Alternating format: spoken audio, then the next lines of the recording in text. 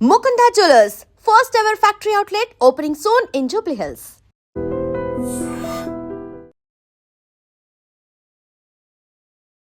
నమస్కారం, welcome to I dream.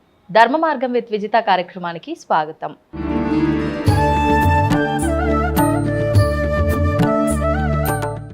మీరు ఇంతకు ముందర చెప్పినట్టు వివాహ వ్యవస్థలో అయితే చాలా మార్పులు వచ్చాయి. విడాకుల ఈ విధానం అనేది ఒకప్పుడు అసలు వినరు మీరు అలాంటి మాటలు. అది ఇప్పుడు చూస్తున్నారు. పెళ్ళి అంటే వెంటనే విడాకులు అనేది పదం ఎలా వస్తుందో ఆ విధానం కూడా అలానే జరిగిపోతుంది. అసలు సుమంగళి స్త్రీలు ఎలా ఉండాలి, ఏంటి, ఎలాంటి విధానాలు ఆచరించాలో కూడా మన ధర్మం కొన్ని విధానాలు చెప్పడం జరిగింది. వాటి గురించి వాటి గురించి అంటే అమ్మా, భార్యాభర్త పెళ్ళి అయిన తర్వాత కొన్ని నియమాలకు కట్టుబడి వాళ్ళు సంసారం చేస్తారు. వాళ్ళకి పిల్లలు పుడతారు. పిల్లల్ని తీసుకొచ్చింది వాళ్ళిద్దరేగా, ప్రపంచంలోకి తీసుకొచ్చింది వాళ్ళిద్దరే. తీసుకొచ్చారు కాబట్టి వాళ్ళ బాధ్యత, వాళ్ళ మంచి, వాడి చెడు అన్నీ చక్కదిద్దుకోవాల్సిన వీళ్ళిద్దరే కదా. అవును, బాధ్యత వారిది, వాళ్ళది. దానికి సరిపోయింది భార్యాభర్త. భర్త చెప్పాడని ఈవిడ వినకపోవటం, ఈవిడ చెప్పిందని ఆయన వినకపోవటం అయ్యేసరికి ఏమవుతుంది, ఇంకా పిల్లలు అసలు వినరు. వాళ్ళకి మంచి చెబుదామన్నా మీరిద్దరు రోజు ఇంట్లో పోట్లాడుకుంటుంటే వాడికే తలకాయ నొప్పి వస్తుంది. అట్లా వస్తుంది. కాబట్టి మనం ఎందుకంటే మనము కట్టుకున్న భర్తను వదిలేసి ఇంకోళ్ళని ఇది చేసుకోవటం అసలు మన చరిత్రలో లేదు. అమ్మవారే ఒక సంసారం, ఆవిడ ప్రపంచం మొత్తం నడపటానికి తన వారసులుగా, తన బిడ్డలుగా మనకిచ్చింది ఇది ఆడవాళ్ళకి ఇచ్చింది. మీరు ఎంతన్నా సంపాదించనేయండి, వాడు ఇంటికి వచ్చేసరికి వేళకి అతను మంచినీళ్ళు ఇచ్చో కాఫీ ఇచ్చో ఏదో చేస్తే సెద తీరుతాడు. ఇంటికి రావాలి అనే భావన వస్తుంది వాడు, అంతే కదా. అట్లా కాకుండా ఆయన వచ్చేసరికి వీళ్ళు లేకుండా ఎటో వెళ్ళి పని మీదే వెళ్ళింది అనుకోండి, దాని మనసు దానికే చెప్తుంది, ఏమండి నేను పని మీదకి వెళ్ళానండి అది అని చెబుతుంది. అట్లా కాంప్రమైజ్ అయితేనే ఒక సంసారం. సంసారంలో అట్లా ఉన్న చోట పిల్లలు పుట్టి వాళ్ళు కూడా ఒక యోగ్యులు అవుతారు. వీళ్ళిద్దరూ కరెక్ట్గా లేకపోతే పిల్లలు కూడా యోగ్యులు గారు. అంటే అప్పుడు సమాజాన్ని ఎవరు నాశనం చేసినట్టు, మనమే చేసినట్టు. అందుకని కొన్ని చూడాలి. చూసి ఇప్పుడు అమ్మవారిచ్చిన బాధ్యత ముందు ముఖ్యంగా ఆడవాళ్ళు అనుకోవాలి. ఈ బాధ్యత ఇచ్చింది ఆవిడ మనకి. ఒక సంసారాన్ని ఆవిడ చేసే డ్యూటీని మనకు అప్పచెప్పింది. ఇది కూడా మనకు ఒక పోస్టు కాబట్టి దీన్ని మనం జాగ్రత్తగా ఇచ్చేద్దాం అని చెప్పి మొదటి నుంచి అనుకుని, ఇది నా ఇల్లు. మరి పెద్ద ఆఫీసర్ అనుకోండి, చాలా మంచివాడు, ఏ ఫ్రెండ్నో తీసుకుని ఇంటికి వస్తాడు. ఇంటికి వచ్చినప్పుడు ఈవిడ లోపలే ఉండిపోయి బయటికి రాకుండా, కనీసం పలకరించకుండా, మంచినీళ్ళు ఇవ్వకుండా అట్లా ఉంటే వాడు ఏమనుకుంటాడు, ఈవిడేమనుకోరు, ఏంది వాడి పెళ్ళం అట్లా, అసలు ఎంత మంచివాడు, అదేం పెళ్ళం అట్ట. అదే ఆయన లేనప్పుడు వస్తాడు, ఏమంటే కూర్చోండి అన్నయ్య గారు మంచినీళ్ళు తాగుతారా, కాఫీ తాగుతారు. వాడేమనుకుంటాడు, మా వాడు పెళ్ళాన్ని చాలా చక్కగా తరిపించేసాడు అనుకుంటాడా లేదా. ఈ చెడు వీళ్ళ వల్లే వస్తుంది, మంచి వీళ్ళ వల్లే వస్తుంది. అది మనం గుర్తుపెట్టుకుని మనకింత బాధ్యత ఉంది, ఈ బాధ్యతని మనం చక్కగా నిర్వర్తించాలి. దీన్ని బట్టి ఒకవేళ మన మనసు బాధపడచ్చు కొన్ని విషయాల్లో. మరి వాళ్ళ నలుగురు కోసం మనం పడితే పడ్డాం, వాళ్ళు యోగ్యులు అవ్వాలి అనే ఇది అనుకుంటే ఆడవాళ్ళు ఖచ్చితంగా మార్పు వస్తుంది. అమ్మ, ఈ ప్రస్తుతం అంటే ఇలా అనుకునే వాళ్ళు కూడా ఉన్నారు. అంటే బాధ్యతలు, కట్టుబాట్లు అన్ని ఆడవాళ్ళకేనా, మరి మగవాళ్ళకేం లేవా? వాళ్ళకు ఉండేవి వాళ్ళు ఉన్నాయి. మరి ఇది ఏంటి, ఇంట్లో సభ్యంగా చెయ్యదు అనుకోండి, వాడేం చేస్తాడు, హోటల్కి పోతాడు, అక్కడ ఏదో అలవాటు అవుతుంది, మందులు మాకులు, దానికి కారణం నువ్వే అవుతావు కదా. అట్లాగే ఆ భార్య అనేది సమయానుకూలంగా దానికి ఏం కావాలి, ఇప్పుడు ఇంట్లో వాడు తినాలనుకోండి మంచిగా అన్నీ తెచ్చిపెట్టు, ఇది చేయవే అని చెప్పు, చేసి పెడుతుంది. ఉమ్, అంతే, నువ్వు తేకుండా నువ్వు ఇది చేయలేదు, అసలు ఈ కూడా నాకు అక్కర్లా పో అని కంప విసురు కొట్టి అట చేస్తే మరి పెళ్ళాం ఎందాక పడుతుంది. ఉమ్, అందుకని ఇద్దరిలోనూ ఉండాలి కాంప్రమైజింగ్. ఉమ్, ఉన్నప్పుడు మంచి సమాజాన్ని తయారు చేయొచ్చు. అదేం పెద్ద కష్టమేం కాదు. ఉమ్. కానీ ప్రస్తుతం నువ్వెక్కువ నేనెక్కువ అనే ఈగోలు, నువ్వెంత సంపాదిస్తున్నావో నేనంతే సంపాదిస్తున్నా అనే ఈ మాటలు ఇవన్నీ ఎక్కువగా చూస్తున్నాం. ఇవన్నీ ఇంకా వీటికి తావు దొరికిన తర్వాత మీరన్న అండర్స్టాండింగ్కి కాంప్రమైజింగ్కి అసలు ఎక్కడ చోటు ఉందమ్మా? ఉండదనుకోండి. 15 ఏళ్ళ ఆడపిల్లని అమ్మ నాకు అదిగో అది కావాలి, ఒకరు అది ఎక్కి తీసుకురా అమ్మ అంటే అమ్మ అంతెత్తా నేను ఎక్కలేను అంటుందా?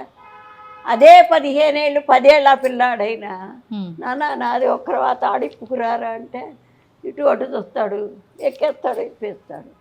సృష్టిలోనే ఆ మార్పు వచ్చింది. సృష్టిలోనే అవయవ దీన్ని బట్టి ఆడవాళ్ళకి ఒక రకం, మగవాళ్ళకి ఒక రకం. అది భగవంతుడు పెట్టిందే. మన ఆడవాళ్ళకి ఏం పెట్టాడో ఆ రకంగా వెళ్తే మనకు గౌరవం. మగవాళ్ళకి ఎట్లా పెట్టాడో వాడికి.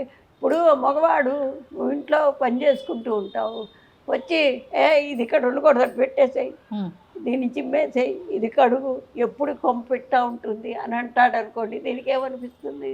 రోజు సచ్చేచెడు చేస్తున్నాను, ఆయన ఎక్కడో ఆఫీస్కి వెళ్ళి వచ్చి ఇట్లా తిడతాడు. వాడట్ట చెప్పకూడదు, నిదానంగా చెప్పుకోవాలి. లేదు వాడు చీపురు పట్టుకున్నాడు అనుకోండి, ఇల్లు అట్లా ఉందని వాడే చీపురు పట్టుకుంటాడు.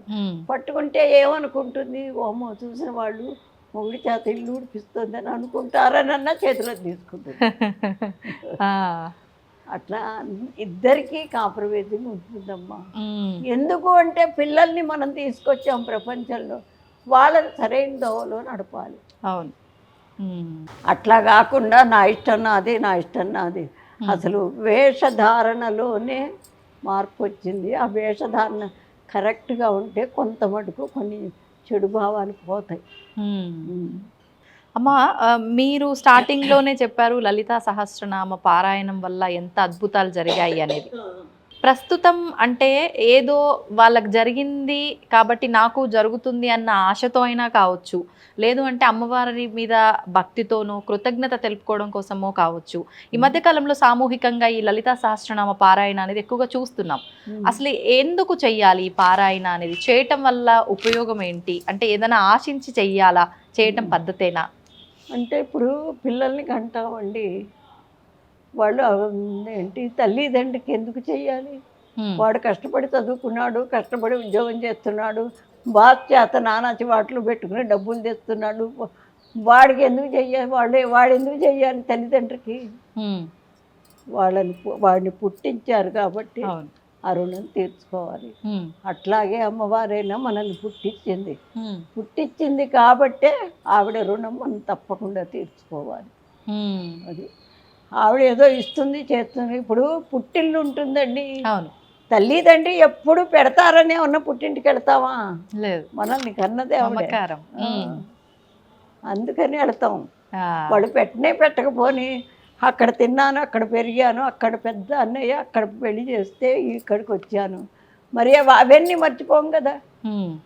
నన్ను కన్న తల్లి తండ్రి కాబట్టి మనం వాళ్ళు పెట్టకపోని వెళతాం మనం. అట్లాగే ఇదైనా అంటే ఒక కృతజ్ఞతా భావమే మనం అమ్మవారికి చేసే ఈ సేవ అంతా కూడా. అంతే. ఏ రకంగా ఉండాలమ్మా మనం చేస్తున్న ఈ సేవ అయినా కూడా? భక్తి అనేది ఏ రకంగా ఉండాలి అంటే ఆవిడ కొన్ని గుణాలు చెప్పింది, 10 గుణాలు. దయ, ప్రేమ, తర్వాత కరుణ, ఇట్లాంటివి 10 గుణాలు.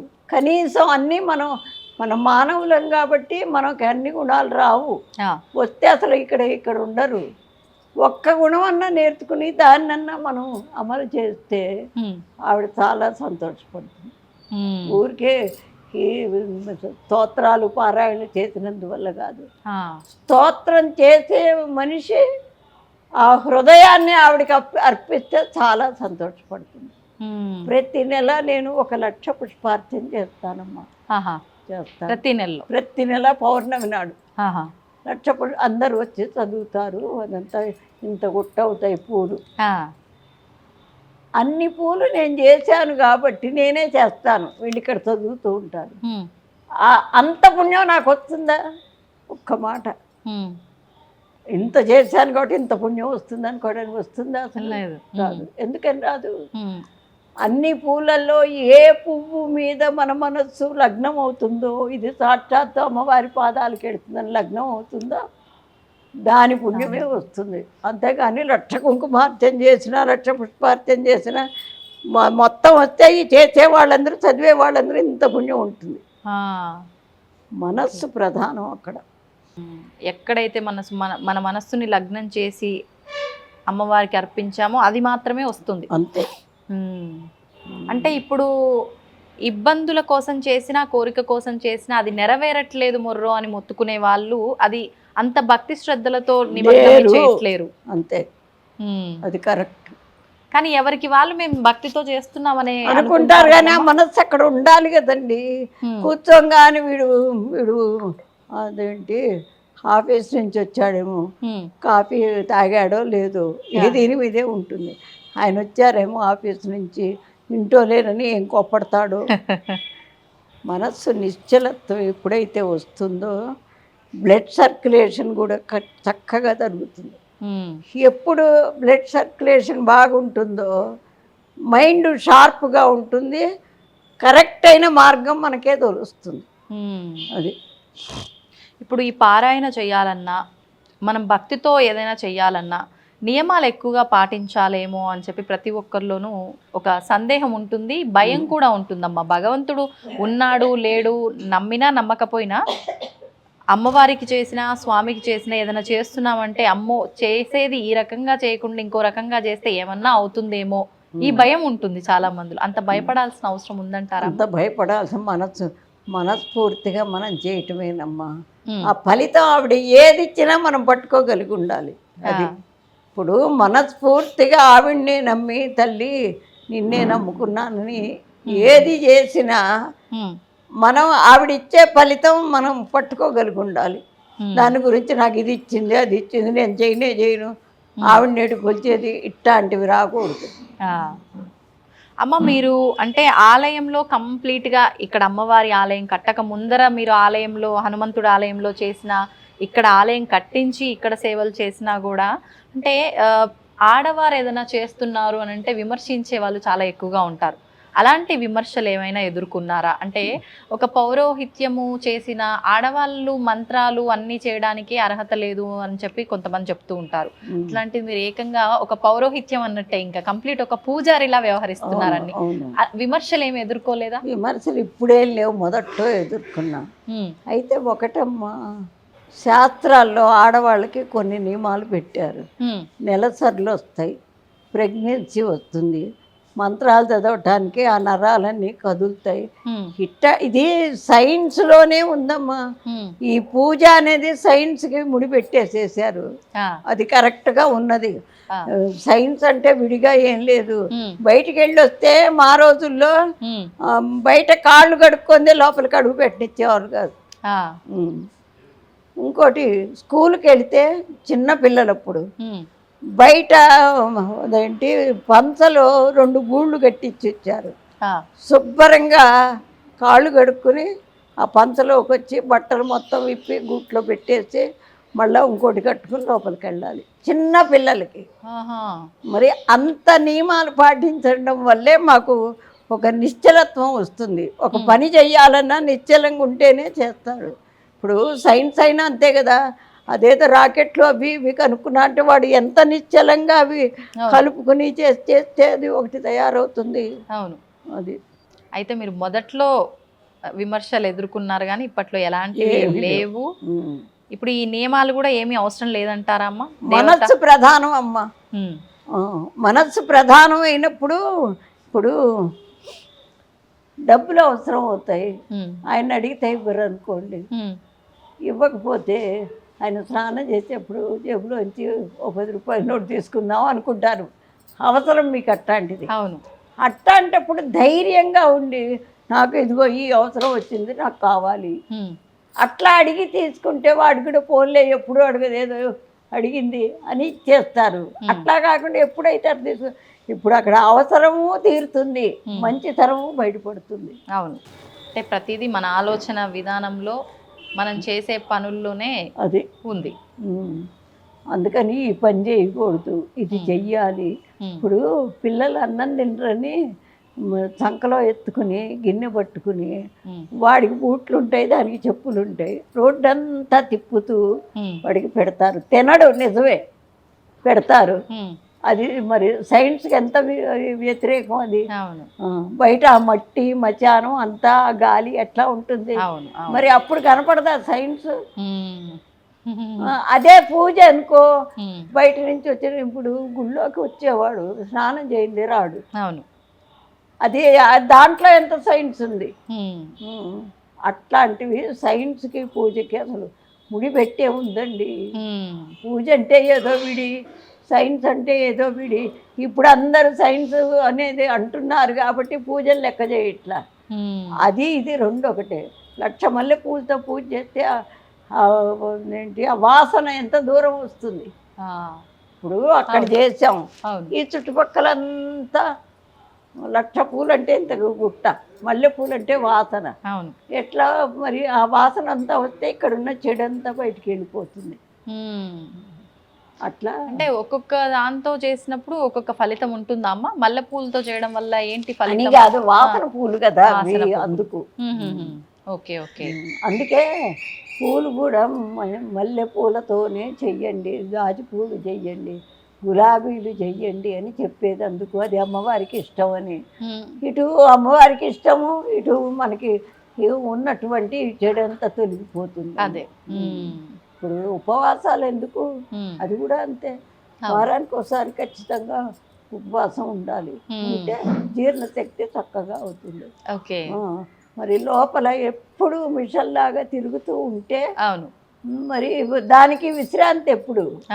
అందుకని ఒకరోజు ఉపవాసం ఉంటే ఆ ఒకరోజు అది కూడా విశ్రాంతి పొందుతుంది.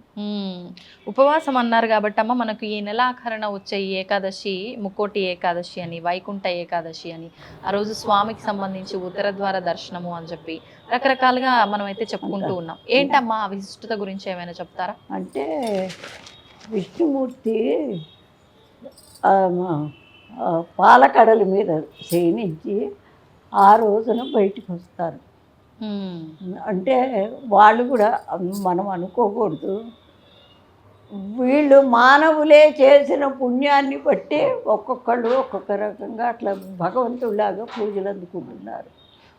ఓహో, ఒకప్పుడు వాళ్ళు కూడా సామాన్య మనుషులే అంటారా? ఇప్పుడు రాముల వారు లేరండి. రాముల వారు మరి క్షత్రియుడు, అవును, యుద్ధాలు చేసిన వాడు. మరి ఆయన భగవంతుడిలాగా ఇవాళ ఎట్లా ఒప్పుకుంటున్నాం మనం? వాళ్ళ యొక్క నడవడికను పెట్టి.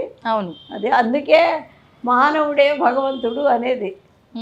అది దానికి అర్థం అది. అది ఓకే ఓకే.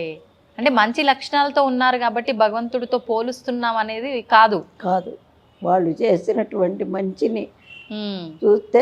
ఇప్పుడు చూడండి, ఎవరన్నా మనకు మంచి ఆపదలో సహాయం చేస్తారు. చేస్తే ఏమంటాం? వాడు మంచి వాడురా, సహాయం చేశాడనో, అమ్మ దేవుళ్ళలాగా ఆదుకున్నాడు రా అంటాం. అవును, అది. ఓకే. మరి ఆ రోజున ఏం చేయొచ్చమ్మా ఏకాదశి రోజున? ఏకాదశి రోజున మామూలుగా చీకటితో తల స్నానం చేసి, ఆయన తెల్లవారుజాము ముహూర్తం ఉంటుంది ఏ సంవత్సరానికి ఆ సంవత్సరం, ఆ ముహూర్తం అప్పుడు ఆయన తెల్లవారుజామున అక్కడ పాలకడల్లోంచి బయటకు వచ్చి ఏంటి అక్కడ శయనిస్తాడట, బయటకు వచ్చి కూర్చుంటాడు. అందుకని ఆ ఉత్తర వైపు ఉంటాడు ఆయన. అందుకని ఉత్తర ద్వార దర్శనం అని ఆయన ఏంటి విగ్రహాలు అక్కడ పెట్టి ఆ ఉత్తరం వైపు ఆయన చూస్తూ ఉండగా వీళ్ళంతా లోపలికి వచ్చి హారతులు ఇచ్చి కొబ్బరికాయలు అవి కొడతారు. Okay okay. అది ఇప్పుడు ఏకాదశి అంటే ఉపవాసం కూడా చాలా ప్రాధాన్యం. ఏకాదశి ఉపవాసం ఏ విధంగా చేయాలమ్మా? ఏకాదశి ఉపవాసం అంటే కొంతమంది ఇవాళ రేపు ఏం చేస్తున్నారంటే సాయంత్రం దాకా ఉండి అప్పుడు భోజనం చేస్తున్నారు. అసలు ఏకాదశి అంటే ఇవాళ తెల్లవారుజాము నుంచి రేపు తెల్లవారేదాకా అసలు ఏమీ తినకూడదు. తినకూడదు అంటే అది కూడా సైన్సే. లోపల ఉన్నదంతా శుభ్రంగా బయటికి వెళ్ళిపోతుంది, అది క్లీన్ అయిపోతుంది శరీరం కూడా. మర్నాడు పెందలాడి తింటారు, ఎందుకంటే మళ్ళీ వీడికి ఏదో ఏంటి ఒక తిప్పుడు వచ్చి లేకపోతే నీరసం వచ్చి పడిపోతాడు కదా. అందుకని 7:30, 8 అయ్యేసరికి తినేయాలి భోజనం. అది అందుకని ఈ పద్ధతి. Okay okay. అసలు పూజల్లా సైన్సేనండి, పూజల్లా సైన్సే. ఓకే, చాలా సంతోషం అమ్మా, చాలా ఆనందంగా ఉంది మిమ్మల్ని కలిసినందుకు నిజంగా. అంటే ఈ వయస్సు వారు చాలా తక్కువ మంది. ఒక్క మాట చెప్తున్నాను, చెప్పండి. తొలి ఏకాదశి పండగ మర్నాడు, అదే వైకుంఠ ఏకాదశి పండగ మర్నాడు 31వ తారీఖు మరి సహస్ర సువాసిని పూజని పెట్టుకున్నాము. అయితే 25 దగ్గర నుంచి వారం రోజులు రోజు ఒక 108 మందికి పూజ చేద్దామని అనుకుంటున్నా. లలితా సహస్రం మన గుళ్ళో కూడా చాలా దూరం నుంచి వచ్చి చదివిన వాళ్ళు ఉన్నారు. వాళ్ళందరూ తెలిస్తే తప్పకుండా వచ్చి పూజలో పాల్గొంటారని చెప్తున్నాను.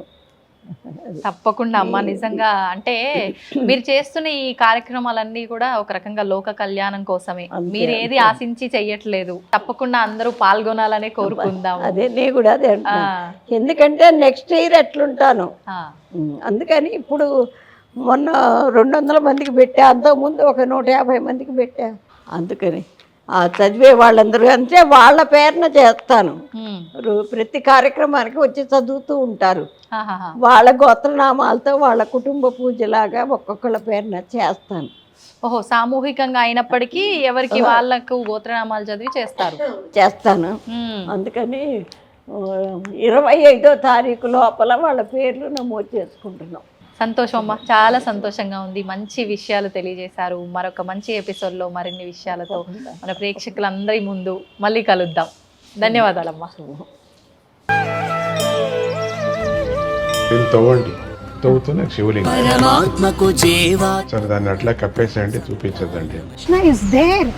మూర్తి పూజ కాదు, సాక్షాత్ బ్రజేంద్ర నందన భగవాన్ ఉన్నారు మూర్తిలో. ఏమీ ఆశించకుండా ఆరాధించే వాళ్ళు కూడా ఉన్నారా ప్రభుజీ? నిజమైన భక్తి అంటే మనకు తెలియదు కాబట్టి